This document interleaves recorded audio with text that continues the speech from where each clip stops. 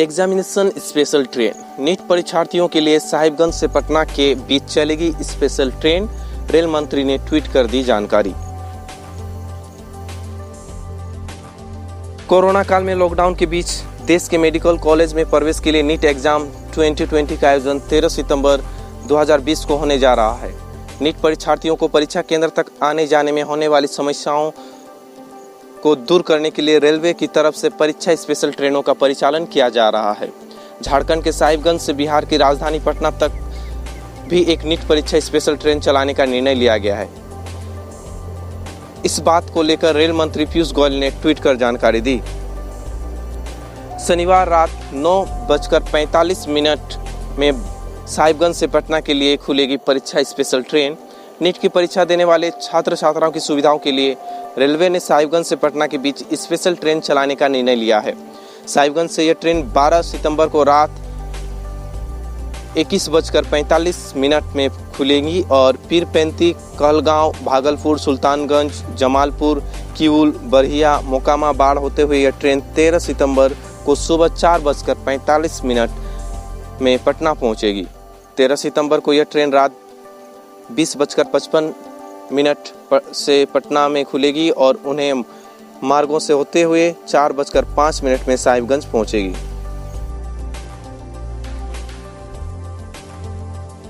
कांग्रेस में बड़ा फेरबदल। गुलाम नबी आजाद समेत 5 महासचिव हटाए गए। राहुल के करीबियों को संगठन में मिली जगह।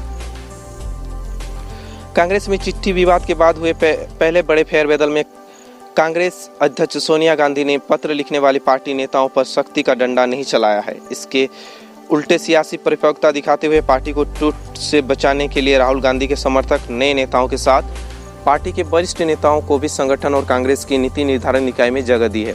कांग्रेस के नए अध्यक्ष का चुनाव कराने के लिए पार्टी की 5 सदस्यीय केंद्रीय चुनाव समिति का गठन भी कर दिया गया है।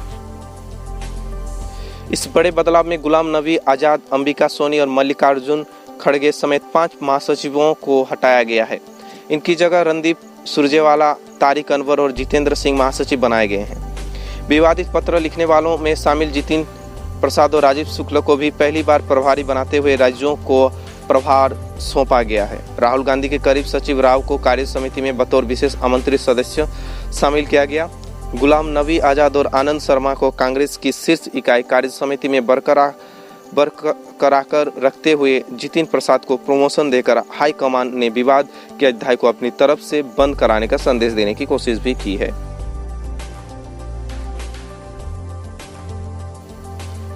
हरियाणा की बेटी ने किया टॉप। अनुज ने पहली बार में हासिल की कामयाबी। Panipat JNN UPPSC result 2018। Haryana के पानीपत की बेटी अनुज नेहरा ने उत्तर प्रदेश लोक सेवा आयोग की परीक्षा में टॉप किया है। यह सेक्टर 18 में रहने वाली अनुज के पिता सेना से रिटायर्ड है, मां गृहिणी है, बड़े भाई डॉक्टर हैं। UPPSC 2018 की परीक्षा में अनुज पहली बार बैठी थी और सबसे बड़ी सफलता हासिल कर ली। इससे पहले संघ लोक सेवा आयोग की परीक्षा में 4 बार प्रयास कर चुकी थी लेकिन सफलता नहीं मिली। हालांकि अनुज अब भी UPSC की परीक्षा देना चाहती है। 10वीं और 12वीं में 90% से अधिक अंक लाने वाली अनुज ने दिल्ली यूनिवर्सिटी से नॉन मेडिकल में BSc की। इसके बाद उन्होंने संघ लोक सेवा आयोग की परीक्षा में सफल होने की ठानी। विज्ञान संकाय में पढ़ी अनुज नेहरा ने 2 वर्ष तक दिल्ली में कोचिंग लेकर कला विषय में मेहनत करनी शुरू कर झोंक दिया था और परीक्षा में सफल नहीं हुई। पानीपत आ गई पर प्रयास करना ना छोड़ी। UPPSC की परीक्षा का फॉर्म भरा और इसमें शानदार कामयाबी हासिल की।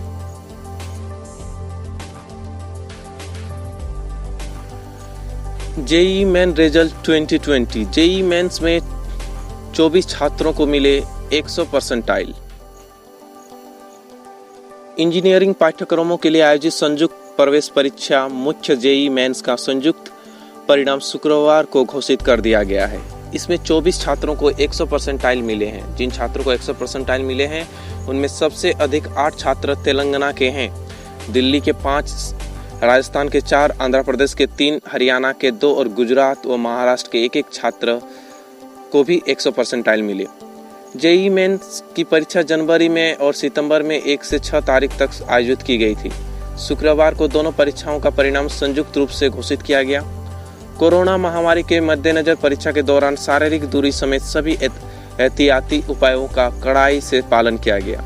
परीक्षा केंद्रों पर छात्र के प्रवेश और निकास की अलग अलग व्यवस्था की गई थी। गेट पर सैनिटाइजर उपलब्ध कराए गए और मास्क भी वितरित किए गए।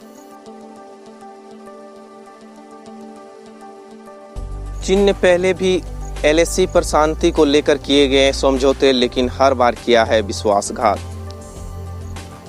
भारत के लद्दाख से लगती चीन की सीमा पर पीपुल्स लिबरेशन आर्मी की करतूतों की वजह से जून 2020 से ही तनाव कायम है और इस तनाव को कम करने की कोशिश के मद्देनजर कुछ दिन पहले ही चीन के कहने पर मंत्री राजनाथ सिंह ने मॉस्को में अपनी समकक्ष मंत्री से मुलाकात की थी।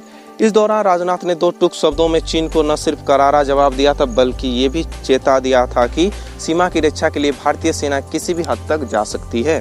इसके बाद शुक्रवार को मॉस्को में ही भारतीय विदेश मंत्री एस जयशंकर और चीन के विदेश मंत्री वांग यी के बीच करीब 2.5 घंटे तक इस वार्ता के बाद दोनों देशों के मंत्रियों द्वारा एक साझा बयान भी दिया गया, जिसमें शांति के विश्वास बहाली के उपायों को मजबूत करने की बात कही गई।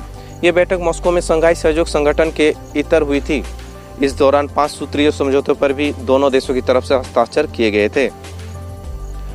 हालांकि इस समझौते पर चीन कितना खरा उतरेगा, इस पर सवालिया निशान जरूर लगा है और ऐसा इसलिए है क्योंकि सीमा पर शांति के लिए चीन ने इस तरह के समझौते पर पहली बार दस्तक नहीं किए हैं, लेकिन इसकी कथनी और कड़ी में हमेशा अंतर रहा है।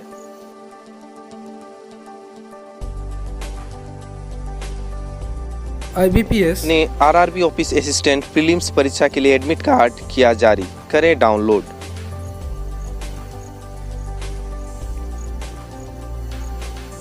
IBPS आरआरबी क्लर्क 2020 ने आरआरबी क्लर्क प्रीलिम्स परीक्षा के लिए एडमिट कार्ड जारी कर दिया गया है।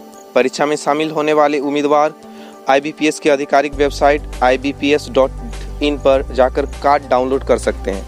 बता दें कि यह परीक्षा 19 सितंबर को आयोजित की जाएगी और यह कंप्यूटर आधारित टेस्ट 19, 20 और 26 सितंबर 2020 को विभिन्न केंद्रों पर आयोजित की जाएगी।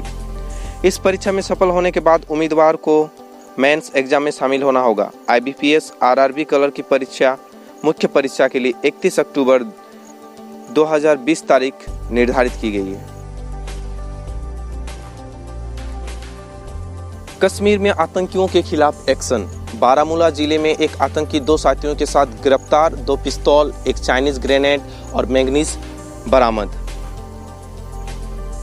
भारतीय सेना ने शुक्रवार को जम्मू कश्मीर के बारामूला जिले में एक आतंकी को और उसके 2 साथियों को गिरफ्तार कर लिया है। इन्हें बारामूला के डांगरपुरा इलाके से पकड़ा गया। आतंकियों के पास से चाइनीज पिस्तौल, एक 9 mm पिस्तौल, एक चाइनीज ग्रेनेड, एक मैगजीन और 12 राउंड गोलियां बरामद की गई। स्थानीय मीडिया के मुताबिक गिरफ्तार आतंकियों के उत्तर कश्मीर के सोपोर इलाके में ग्रेनेड फेंकने में शामिल होने का शक है। Subscribe to our channel for more videos and press the bell icon for latest notification. If you like the video, please hit the like button and comment below.